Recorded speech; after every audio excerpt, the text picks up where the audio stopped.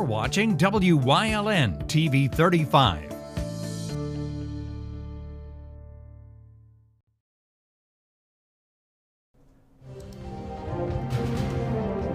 Now, from the area's leader in live local news, this is WYLN News, the area's #1 source of live local news and information in Luzerne, Schuylkill, Carbon, and Columbia counties. WYLN News starts now. Good evening, and thank you for joining us on WYLN News. I'm Philip Kaufman. Updates on the shooting of a wanted man in Hazleton from yesterday. Members of a multi-jurisdictional task force spotted a wanted man yesterday afternoon in Hazel Township. The man, who PA State Police now identified as 23-year-old Jordan Yurnovich of Hazel Township, was in a vehicle which pulled into the 22nd Street Auto Center. Yurnovich was wanted by the U.S. Bureau of Alcohol, Tobacco, and Firearms for weapons and drug charges. According to investigators, there was a struggle when the man took a weapon from his waistband and one shot was discharged. Law enforcement returned fire, striking the man. After being treated at the scene, he was taken to Lehigh Valley Hospital, Hazleton, where he was pronounced dead. Luzerne County Coroner's Office said that an autopsy conducted Thursday morning determined the cause of death was multiple gunshot wounds and the manner of death a homicide. It noted that the decedent had discharged a firearm when law enforcement officers were attempting to arrest him. Luzerne County District Attorney's Office and Troop N Major Case Team are conducting a joint investigation. An early morning crash in Edwardsville has left one man dead. Just after midnight, a bicycle and car collided in Edwardsville. The man on the bike, identified by the Luzerne County Coroner's Office as 41-year-old Sean Hudock, was pronounced dead at the scene from multiple traumatic injuries. The crash that happened on Route 11 near the former Kmart Plaza. The manner of death has been ruled accidental. An inmate who fled from the Luzerne County Correctional Facility in July and the girlfriend who assisted in his escape were extradited from South Carolina yesterday. 25-year-old Robert Maverick Vargo and 28-year-old Amanda Saxer were captured by the U.S. Marshals Fugitive Task Force in Barefoot Landing near Myrtle Beach, South Carolina on July 20th. Vargo was wanted on an escape charge after he allegedly fled from a work detail he was granted. Court records also allege that Vargo spoke with Saxer regarding a plan prior to escaping custody.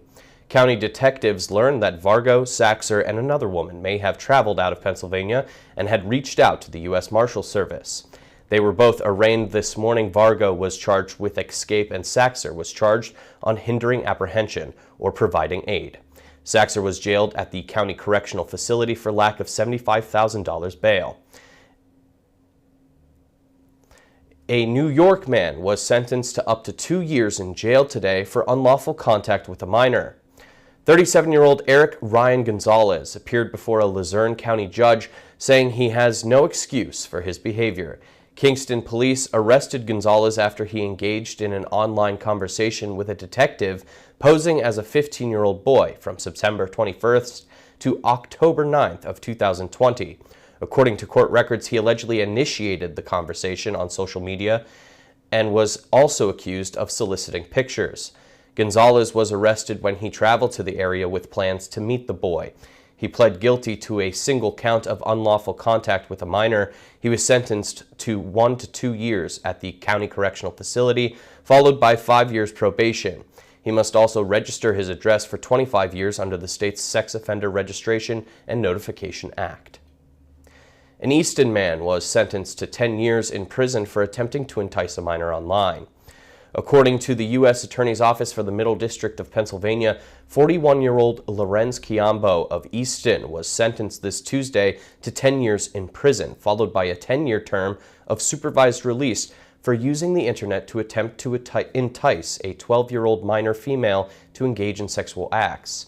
In September of 2020, during an online conversation with law enforcement officers posing as the mother of a minor female, Chiambo agreed to pay the mother with money in exchange for sexual acts from the minor. He then traveled to a location in Tannersville for the purpose of meeting the mother and the minor and paying for the sex, where he was arrested on the scene. At the sentencing, he was ordered to comply with the Sex Offender Registration and Notification Act. A man from Shenandoah is facing multiple charges as he has now waived his right to a preliminary hearing. 45-year-old Thomas Nestor was scheduled to appear on Wednesday for his preliminary hearing after facing a multitude of charges. According to state troopers who filed the charges, he received a report of a possible DUI driver on Ringtown Boulevard, traveling towards Ringtown. The caller reported the driver, later identified as Nestor, was driving in the opposite lane and trying to force the caller's car off the road. Around 8:25 that night, the officer was then told the vehicle was parked in front of 395 West Main Street, blocking both lanes of traffic, and that Nestor had exited the vehicle and began chasing the caller's car. 5 minutes later, it was reported that Nestor then entered the garage of a home on Spring Street and began screaming and threatening a woman unrelated to the incident for following him. When confronted by the woman's father, Nestor drove off a short distance but continued harassing the woman by yelling that he would be back tomorrow to deal with this. He then returned a short time later to the address, got out of his car, and threatened to kill the man. Nestor drove off and was eventually found visibly intoxicated and with a 24-ounce can of hard iced tea in plain view in the center console. He faces charges of 1 misdemeanor count of DUI, 4 miscellaneous counts of recklessly endangering another person, 1 felony count of criminal trespass, 2 summary counts, each of harassment and disorderly conduct, amongst many other single summary count charges.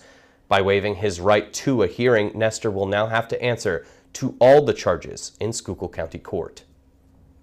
Mayor George Brown has released a statement regarding the recent charges filed against Wilkes-Barre City Controller Darren Snyder.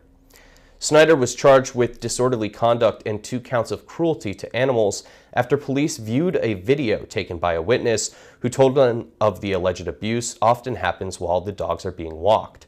The video shows Snyder violently pulling the leash of a small dog, lifting it into the air off the ground by its neck and kicking it multiple times. Mayor Brown said, quote, "It would be clearly inappropriate for me to comment on the pending criminal charges involving the city controller, no matter how disturbing I find the allegations. This matter relates to criminal charges filed by the Wilkes-Barre Police Department against an elected city office holder. As mayor, I have no jurisdiction or power to determine the next course to be taken by Mr. Snyder. I trust that he will make the right decision for himself, his family, and the people that elected him." End quote. It's time for finding greener pastures as the borough enacted an ordinance prohibiting residents from keeping livestock and fowl on their property in Mahanoy City. The Borough Council approved the ordinance at the monthly meeting held on Tuesday, following months of deliberation and ongoing resident complaints about the matter. The ordinance states that after numerous ongoing citizen complaints and in the overall health and well-being of the community, it has been determined by Council that due to its size and proximity of the residential structures, Mahanoy City Bureau is not a suitable place for livestock and fowls. The ordinance is effective in 90 days from August 9th when it was approved. If a resident does not remove all livestock and fowl from their property within the allotted time frame, they may be fined $50 to $1,000 or imprisoned, either for a violation of any provision of the ordinance or for failure to pay a fine. Coming up on Wyln News, the City of Hazleton had a chance to greet new community leaders. Plus, the Cash 5 Lotto is now seeing record numbers as they approach tonight's drawing. But first, we'll take a look at our 5-day forecast brought to you by the Wyln Weather Kids. We'll be right back.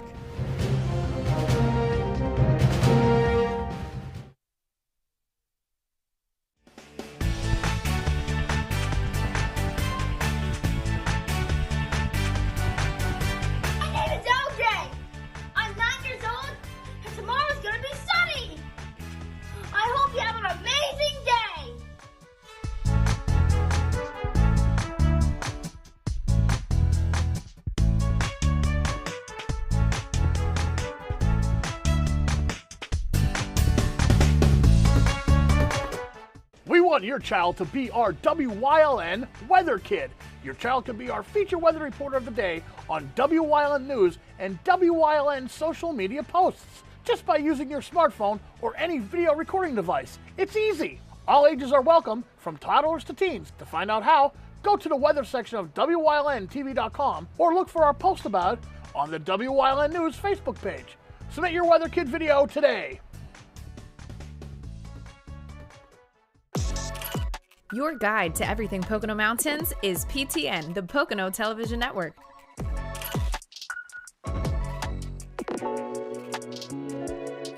Watch PTN on WYLN.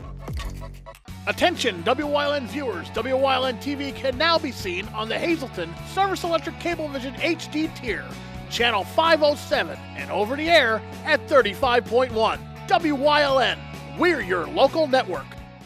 Come shoot at Whitetail Preserve, 118 Boulevard Road in Bloomsburg. Their skeet, trap, and sporting clay fields are professionally designed, and all stations are handicapped accessible. Whitetail Preserve has resident shooting instructors certified by the NRA in shotgun, rifle, pistol, home safety, and personal protection in the home. Whitetail can also cater any size event, whether it be a private party, corporate event, or wedding. Call 570-384-2314 or 570-790-8969.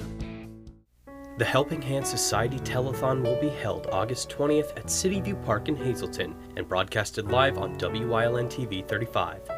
Enjoy local and regional entertainment all day Saturday from noon until 9 p.m. So once again, the Helping Hand Society Telethon will be coming to you live from City View Park Saturday, August 20th from noon until 9 p.m. on WYLN TV 35 or your local network.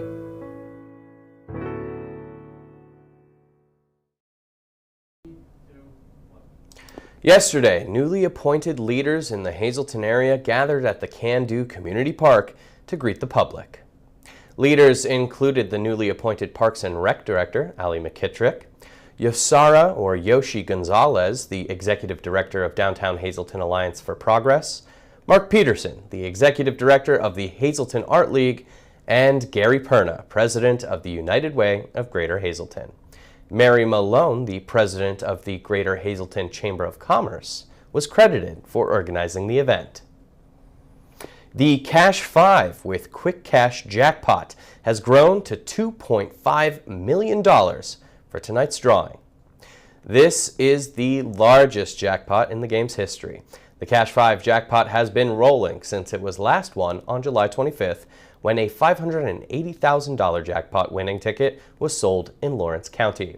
This current Cash 5 jackpot run has generated more than $7 million in sales and more than $1.6 million in profit for senior programs.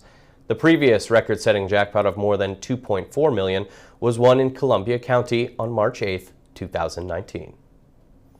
And while investigators continue to search for the cause of a fire in Nescopec, which claimed 10 lives last Friday, more members of the community are rallying to help out. One event is coming up this Saturday. It will take place starting at noon at Intoxicology Department at 131 West 2nd Street in Berwick. There will be entertainment, games, raffles, and food. And on Sunday, a cornhole tournament at Mel's Bar and Grill on 2nd Street in Berwick, in partnership with the For the Cause Teen Center, will be held on Sunday.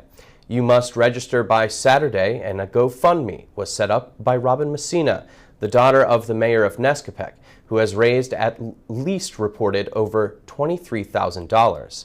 Monetary and clothing donations are being accepted at the Nescopec Volunteer Fire Company on Warren Street, and numerous local organizations, restaurants, and businesses have also been holding fundraisers and taking donations as well. And if you're a fan of cars, music, hot dogs, and more, have we got an event for you. After a rain delay pushed it back, the Cruise In Car Show is taking place tomorrow evening at 6 p.m. at the empty lot at 123 East Broad Street in Hazleton, right across from Jimmy's Hot Dog. The event is sponsored by the famous local Jimmy's Hot Dog and visit LuzerneCounty.com. There will be a live performance by Outside the Box, and you can register at 5:30 at the Blue Tent on the corner of East Chestnut and Wyoming Streets. So get on down tomorrow and enjoy, folks. Personally, I could go for a couple dogs with everything and a homemade vanilla Coke. Coming up on Chick Shinny's News Choice, we take a trip down to the past with Chris Fulmer on a path through history. Plus, leading the way, Part 4 with Michelle Hamilton. And stay with us for everything else we have lined up for you later tonight on WYLN TV.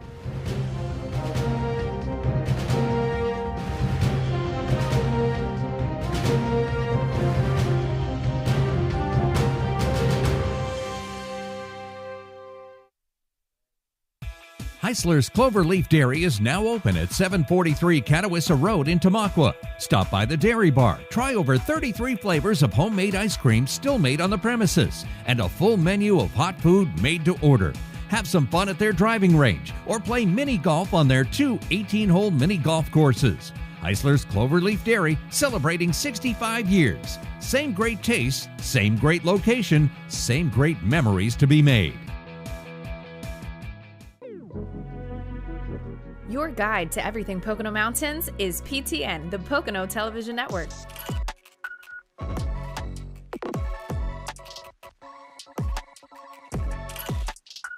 Tune in and see all the unique places to stay and things to do in the Pocono Mountains.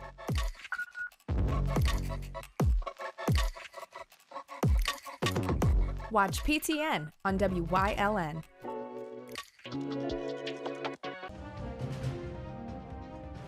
Like and follow WYLN News on Facebook for the midday WYLN News update, posted between noon and 2 p.m.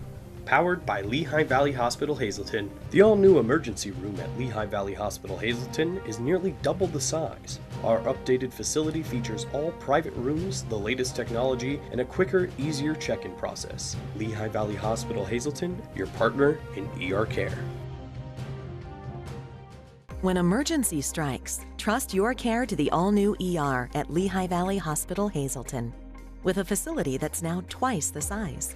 Experienced nurses who see you right away. A quick assessment process makes sure you get the care you need. Advanced technology on site. Safe, private treatment rooms, and a peace of mind that only this level of care can bring. When it matters most, trust your partner in emergency care. Lehigh Valley Hospital Hazleton. PPW Nation, get ready for the best of PPW Season 2. Join Paul Bowe, E. Julius Kuiper, Alexander Bravado, Tom Mitchell, and Alex Watt as we take you down memory lane and relive some of the best PPW matches of all time. Saturdays at 5 p.m., Sundays at 10 p.m., only on WYLN.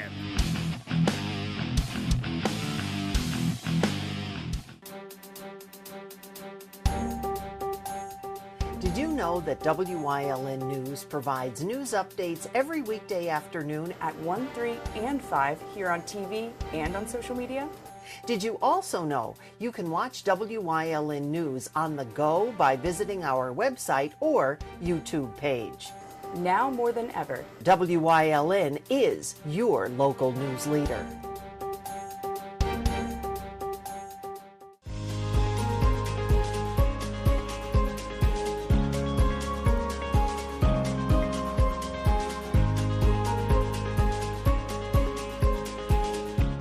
Tamaqua's tale begins in 1799 when German immigrant Burkhard Moser settled in the area.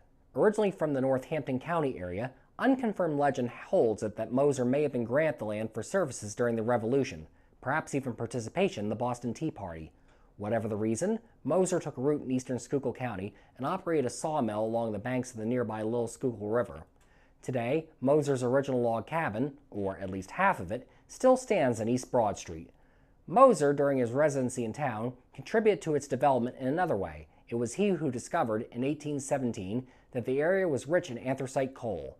And once the many uses of coal were found, immigrants poured into the area, wishing to make a living off it. And a town soon grew out of the wilderness. The residents originally wanted to name the new community Tuscarora after the local Native Americans, but soon learned another community 7 miles to the west had already taken that name. After searching around a bit, they came up with a second choice, adopted from the name of local native leader Chief Tankamak.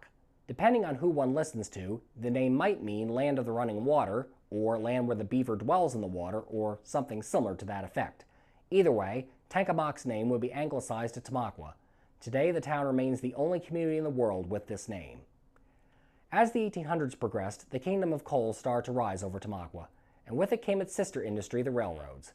One of the earliest rail lines in the country was the Little Schuylkill Navigation Railroad, built in 1830 and 1831, which ran 28 miles from just north of Tamaqua down to Port Clinton in the southern end of the county. The line would operate for well over 100 years before it was eventually absorbed into its parent company, the Reading Railroad. Other railroads would also stream through Tamaqua over the years. A large roundhouse once stood between North Railroad and Pine Streets, holding over 20 locomotives at once. Both the mines and the rails would employ countless Tamaquans over the ensuing decades. In the 1860s, the war of words over slavery turned into a war of bullets. Pennsylvania sent many men to fight for the Union, and many Tamaquans in turn answered the call for their country. At least a dozen Tamaquans gave their lives for their country. Some lay at rest here. Most interestingly, however, is the story of how the tragic aftermath of the war just might have been avoided if one Tamaqua barber had been taken seriously about John Wilkes Booth. Simon Jefferson had, in early 1865, given Booth a haircut while he was passing through town, during which Booth let on about his plans to kill Abraham Lincoln. Worried, Jefferson tried to warn everyone he knew of the plot, but because he was an African American, no one believed him until it was ultimately too late.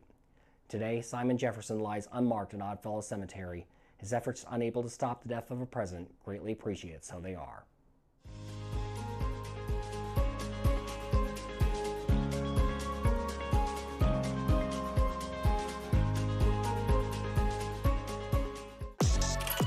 Your guide to everything Pocono Mountains is PTN, the Pocono Television Network.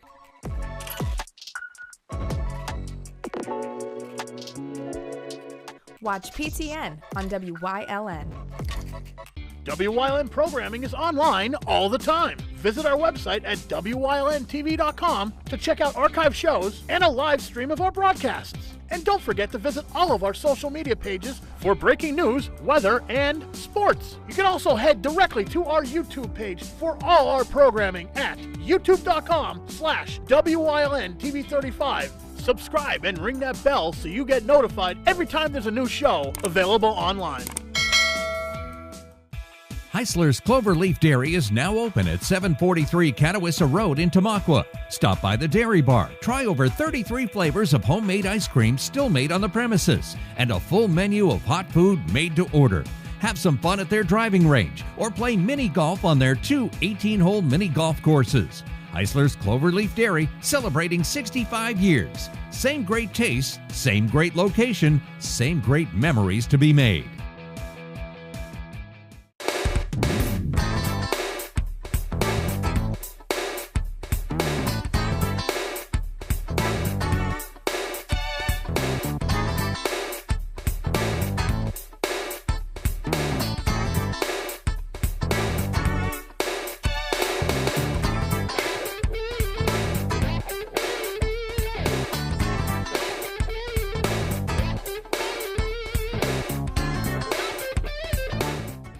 Come shoot at Whitetail Preserve, 118 Boulevard Road in Bloomsburg. Their skeet, trap, and sporting clay fields are professionally designed, and all stations are handicapped accessible. Whitetail Preserve has resident shooting instructors certified by the NRA in shotgun, rifle, pistol, home safety, and personal protection in the home.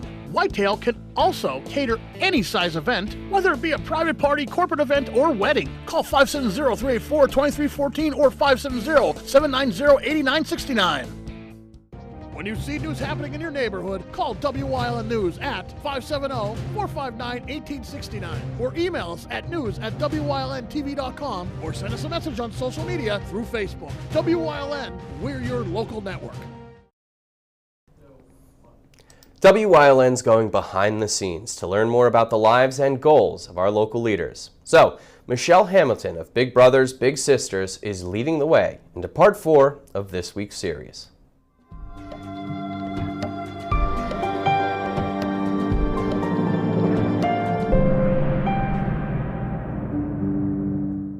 Welcome to Leading the Way, and we're spending the week with Michelle Hamilton. She is the Executive Director of Big Brothers Big Sisters, and we've been finding out there are all kinds of programs. You were a big sister when you were in high school just yesterday, and now here you are, the Executive Director. When did you start this position?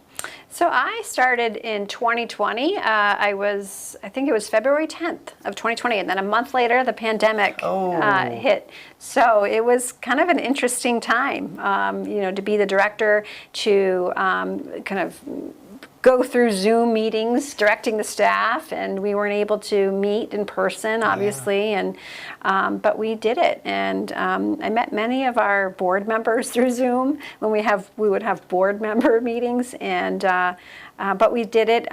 We were actually transitioning out of Catholic Social Services at the time. They were closing some programs, and we became our own 501c3. So you may have heard us be called Big Brothers Big Sisters of the Bridge. Yes. Now we're Big Brothers Big Sisters of NEPA, Northeastern Pennsylvania. I was going to ask you about that because, again, that was one of the transitions, and you took over the position when someone left. So you came to our area, and now that you're here, and are you finding the community responsive? Very responsive.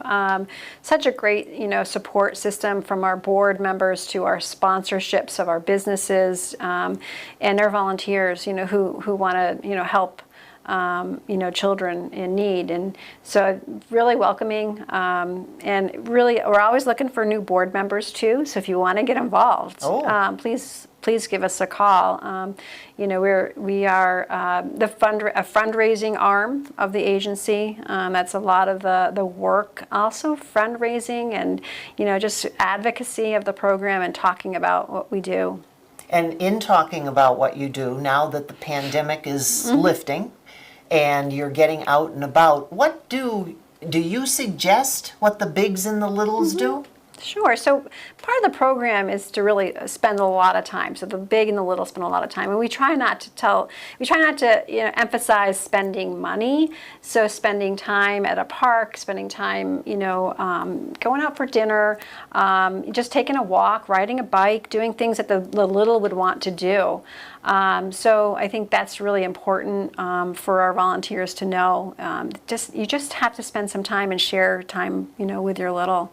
And when you're talking about, you also have things that your organization sponsors for them to take part in. Sure. Yeah, we have a lot of engagement activities that allows the matches to get together, and we've done things that are fun, like goat yoga, and that's a mental health, kind of like, but you wouldn't think of it, but you've got the goats on your back and you're laughing and it's a lot of fun. But we try to get out there for, visibility and make sure that those matches feel like that they're supported. And that's one thing that I think is really important about our program is what we call match support. So once we've matched you with a little, we call you. We see, how are things going? Are you having any challenges connecting? And we provide some resources if there's some trouble or there's some concerns. So, we're going to find out about all those programs because we've been spending the week with Michelle Hamilton. She is the executive director of Big Brothers Big Sisters, and hard to believe we'll be wrapping it up on Leading the Way.